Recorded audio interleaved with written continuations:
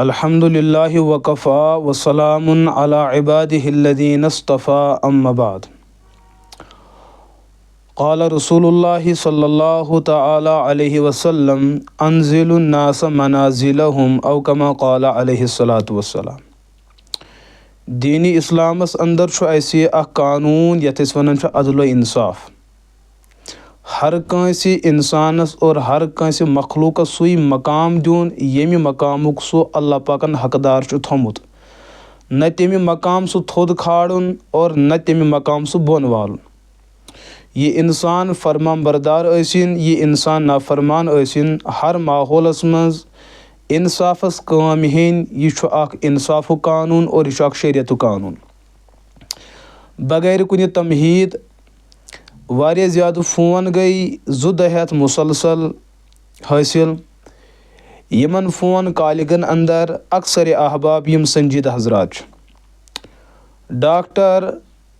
अल्लामा इकबाल रहिमहुल्लाह तिमन चूँकि अशआरन पे ख़ास अख नज़र रोजमुत और तिम हर कह चीज़ अशआरन हज़ो ताबीरातो सथी पनुन इजहार माफ़ी ज़मीर करनुक अख सलीक थवन। यथ अंदर तिमो रसूल रहमत अलैहिस्सलातु वस्सलामन हई रिसालत और तिहुन मकाम तो मरतब मुख्तलिफ अशआरन अंदर मुख्तलिफ वक्तन अंदर ज़िक्र कोर। तथ मन छु अख शार निगाहे इश्क़ो मस्ती में वही अव्वल वही आखिर, वही ज़ाहिर वही बातिन, वही कुरान वही फुरकान, वही यासीन वही ताहा। यमन अशआरन हुंद इस्तेमाल करित हज़रत इकबाल रहिमहुल्लाह तिहंदिस नीयतस पे हेको न बिल्कुल त शक करित कि तिमो छु पन्ने पूर ज़िंदगी अक़ीदे तौहीद बारी ताला बड़ मुदल्लल अंदाज़ में बयान कोरमुत। सुन ये होत कि मगरिब के गलियन अंदर तिमो यम अक़ीद बयान करमित। रिसालत मआब अलैहिस्सलातु वस्सलाम और तिहुन मकाम तो मरतब तिहन अफजलियत और तिहुन आला तो अकमल तो आसन आसुन यह सान खुद ज़्यादा बेहतर हज़रत इकबाल रहिमहुल्लाह ताला अनहु तिमो ज़िक्र कोरमुत बयान कोरमुत। लेकिन यम अशआर ब्रोट कुन यथ यमन अशआरन अंदर क्या कलिमात तिम इस्तेमाल गमित यमो कलिमातो सत बाज़ अहबाबन तशवीशुक इजहार गोमुत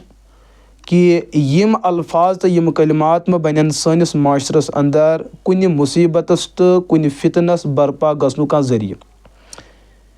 यम कलिमात क्या वही अव्वल वही आखिर वही ज़ाहिर वही बातिन। चूँकि यह नात खनी गसन रसूल रहमत अलैहिस्सलातु वस्सलामन हज़ तिहंदो सिफ़ात मज आव यह चीज़ बयान करना वही अव्वल वही आखिर वही ज़ाहिर वही बातिन। यम साथ कि यमई कलिमात इस्तेमाल गमित अल्लाह ताला सिन ज़ात खतर हुवल अव्वल वल आखिर वल ज़ाहिर वल बातिन। तो अथ यमन अशआरन अंदर मछु अल्लाह ताला सिंदन सिफ़ातन अंदर शिरकतुक दावा और यम अशआर मछु खुदा न खास्ता शिरक दावत दिवन। गोडनिच कथ करो अस अर्ज यह चीज़ अशआरन हुंद इल्म छु मुस्तकिल अलग अख फन अख। यथ मज अख शायर पनुन अख अक़ीद और पनुन अख नज़रिया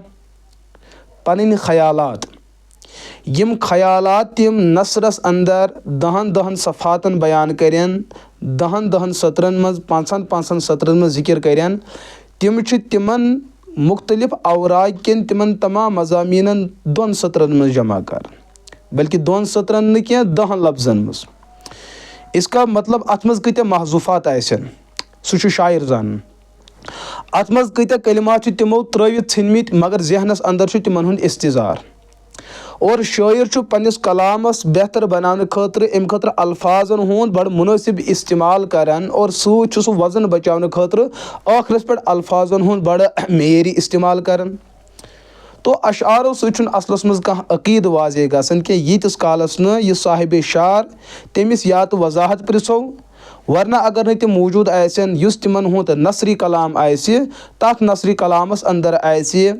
बिल्कुल तुहद अक़ीद वाज़े युस कुरान सुन्नतस मुवाफिक आसि तम सात पस आसि फतवा नुन नसरी कलामस मज यम अशार आसन यम पजन अस नज़रअंदाज करें। गोडनिच कथ करो अस अर्ज गोडनेथ पज़ अस एहतियात करुन سُہ کلام یُس کلام گرچہِ پننِس وجوٗدس منٛز ٹھیٖک چھُ لیکن تتھ منٛز چھِ غلطی ہِنٛدۍ احتمالات تہِ موٗجوٗد ییٚلہِ کہِ معاشرس انٛدر تمہِ غلط عقیٖدٕکۍ لُکھ موٗجوٗد آسن تتھ ماحولس منٛز پزن نہٕ اسہِ تِم اشعار عوامس برونٛٹھ کُن انٕنۍ کینٛہہ ہاں یِم صاحبِ توحیٖد آسن یِمن عقیٖدے توحیٖد بہتر آسہِ صحیح معنس انٛدر آسن تِم اسلامٕکۍ عقایِد تہٕ نظریات زانن تہٕ پرٛزناون تِمن گژھِ نہٕ یِمو اشعارو سۭتۍ غلط فہمی کینٛہہ لیکن یُس عوٲمی طبقہٕ چھُ آسان یِم کُنہِ اعتبار شرکہٕ کِس نحوٗستس انٛدر مُبتلا آسان یِم اشعار مٲدانس منٛز یِتھ برونٛٹھ کُن یِتھ تِم ہیٚکن امہِ سۭتۍ کینٛہہ غلط مفہوٗم کٔشیٖد کٔرِتھ تِمن چھُ واقعیتن پنُن ذہن تہِ آسان منتشر اور تِم ہیٚکن غلط طٔریٖقس منٛز باقین ہُنٛد عقیٖد تہِ مُتاثر کٔرِتھ قرآنِ کریٖمن چھُ یِتھٮ۪ن موقعن انٛدر اسہِ یہِ ہسا رُکنُک حُکم دیُتمُت لا تقولوا راعنا وقولوا انظرنا لفظے راعنا ما ؤنِو کینٛہہ لفظے انظرنا ؤنِو یہِ چھُ سانہِ خٲطرٕ اصوٗل یُس لفظ گرچہِ معنی اعتبار ٹھیٖک آسہِ لیکن تتھ یی پٔتۍ کِنۍ غلط سیاست کرنہٕ غلط مفہوٗم اور غلط یی تتھ پٔتۍ کِنۍ تعویٖل کرنہٕ تتھ موقعس انٛدر پزِ نہٕ تِم الفاظ استعمال کرٕنۍ کینٛہہ حضرت علامہ اقبال علیہ رحمہ أسۍ ہٮ۪کو نہٕ تِمن ؤنِتھ کہِ تِمو چھُ غلط الفاظ استعمال کٔرمٕتۍ تِم یتھ دورس منٛز اور یتھ ماحولس انٛدر تِم روزان بسان ٲسۍ بہرحال تِم چھِ واقعیتن قابلِ صد مُبارک لیکن ییٚمہِ ساتہٕ یِمے اشعار سٲنِس معاشرس انٛدر یِن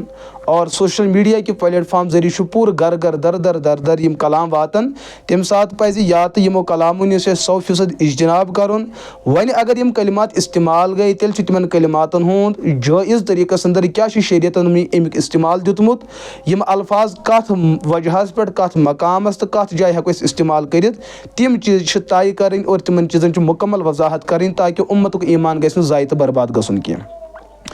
روٗدۍ یِمن اشعارن ہٕنٛدۍ یِم کلمات وحی اول وحی آخر وحی ظاہر وحی باطن یِم چھِ حقیٖقتس منٛز اللہ تعالیٰ سٕنٛدۍ صفات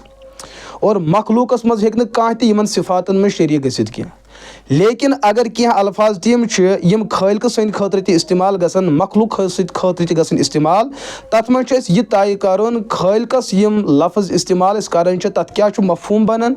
اور یِم مخلوٗق خٲطرٕ یِم الفاظ استعمال گژھن تمیُک مفہوٗم کیاہ چھُ ییٖتِس کالس نہٕ أسۍ مفہوٗم طے کرو پنُن عقیٖدس انٛدر امتیاز کرو تیٖتِس کالس یِمن الفاظن ہُنٛد استعمال کرُن چھُنہٕ جٲیز کینٛہہ عموٗمن ییٚمہِ ساتہٕ أسۍ یِمن الفاظن پٮ۪ٹھ غور کران چھُ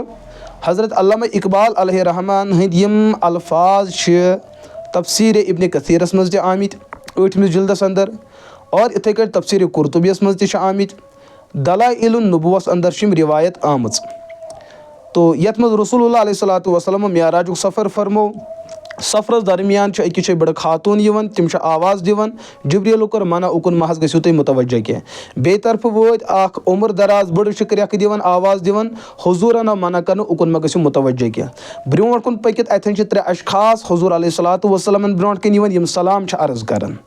یِم چھِ سلام حظ کران السلام علیکہ یا اول السلام علیکہ یا آخر السلام علیکہ یا حاشر یِتھٕے کٲٹھۍ بیٚیہِ کلمات استعمال کران یِم 3 اشخاص کٕم ٲسۍ معجزٲتی اندازس منٛز 3 نبی حضرت ابراہیم حضرت عیٖسیٰ حضرت موٗسیٰ علیہم الصلاتُ وسلام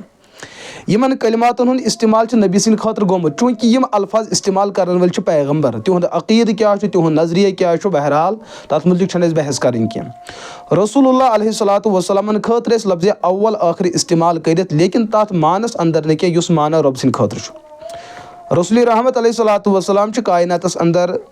وجوٗد اعتبار یۄس اللہ پاکن نبوت عطا کٔر سۄ آیہِ کرنہٕ رسولِ رحمت علیہ صلاتُ وسلامن یہِ کتٮ۪ن چھُ وَإِذْ أَخَذَ اللّٰهُ مِيثَاقَ النَّبِيِّينَ لَمَا آتَيْتُكُم مِّن كِتَابٍ وَحِكْمَةٍ ثُمَّ جَاءَكُمْ رَسُولٌ مُصَدِّقٌ لِمَا مَعَكُمْ لَتُؤْمِنُنَّ بِهِ وَلَتَنصُرُنَّهُ قَالَ أَأَقْرَرْتُمْ وَأَخَذْتُمْ عَلَىٰ ذَٰلِكُمْ إِصْرِي قَالُوا أَقْرَرْنَا قَالَ فَاشْهَدُوا وَأَنَا مَعَكُم مِّنَ الشَّاهِدِينَ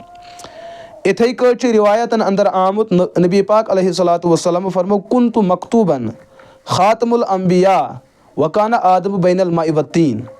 بہٕ ہسا اوسُس تمہِ ساتہٕ تہِ ٲخری پیغمبر آمُت لیکھنہٕ ییٚمہِ ساتہٕ آدم وُنہِ میٚژِ منٛزٕے اوس یا بیاکھ رِوایت چھُ كُنتُ نبیًّا وَكَانَ آدمُ بَيْنَ الْمَاءِ وَالطِّينِ بہٕ اوسُس تمہِ ساتہٕ پیغمبر آمُت بناونہٕ ییٚمہِ ساتہٕ آدم وُنہِ میٚژِ منٛز تہٕ آبس منٛزٕے تِہُنٛد خمیٖر اوس تیار گژھان اتٮ۪ن چھِ یہِ چیٖز عقیٖدٕ ظٲہِر گژھان یُس نبوت آیہِ عطا کرنہٕ سۄ آیہِ رسولِ رحمت علیہ صلاتُ وسلام روحِ پاکس گۄڈٕنٮ۪تھ عطا کرنہٕ یتھ أسۍ ونان چھِ وجوٗدِ نبوت تو نبیو منٛز ییٚمِس ساروی کھۄتہٕ گۄڈٕ نبوت مِلے تِم چھِ رسول اللہ علیہ صلاتُ وسلام امہِ اعتبار ونو أسۍ رسولِ رحمت علیہ صلاتُ وسلامن مُتعلِق تِم ہسا چھِ اول المرسلیٖن رسوٗلو تہٕ نبی منٛز گۄڈنِکۍ وجوٗد کہِ اعتبار سے लेकिन यम साथ ज़ाहिर गई तम चूँकि तिहज़ नबूवत आई ज़ाहिर कर तमाम नबियन हंद ज़मान पत ये वनो आखिरुल मुरसलीन मिन हैसु ज़ुहूर ज़ाहिर गसन एतबार तम आखिरी पैगम्बर। तो अव्वल यथन वन आव तथन मुराद अव्वलुल मुरसलीन, यथन आखिर आव वन तथन आखिरुल मुरसलीन। अगर हज़रत अल्लामा इकबाल अलैहि रहमत हंदन अशआरन यम इस महजूफात काड़ो तेल बहरहाल मसल कहें केज तम अतन अख चीज़ा जिक्र कर वही ताहा वही यासीन। युस लफ्ज़ यासीन रसूल रहमत अलैहि वसल्लम हंदो सिफातों मज आमुत और कुरान करीमस में बिल्कुल मुस्तकिल अथ नावस पे सूरह पाक मौजूद। यह यासीन अगर रसूल रहमत अलैहि वसल्लम हंद सिफाती नाव तेल वनो अल्लाह ताला हन कार अत सिफाती कलामुक इजहार कोर्मुत जब से अल्लाह तब से कुरान ये बज़ाहिर कायनातस अंदर का मखलूक मौजूद की यम साथ लफ्ज़ यासीनुक जिक्र गो इसका मतलब सिफातन हुन तज़किर रसूल रहमत अलैहि सिफातन हुन तज़किर तेल गसन ये कायनातस अंदर का नबी वन आमुत कह तथ दौरस मज तथ ज़मानस मज हुज़ूरन हंदिन सिफातन हुन जिक्र गसन। अगर अत सिफतस कुन वो वही ताहा वही यासीन क्योंकि यम ज लफ्ज़ कुरान करीमस अंदर कुरान करीम तन पे यन पे अल्लाह ताला सुन वजूद और यह गई ख़त्म कह अत वन कलामुल्लाह।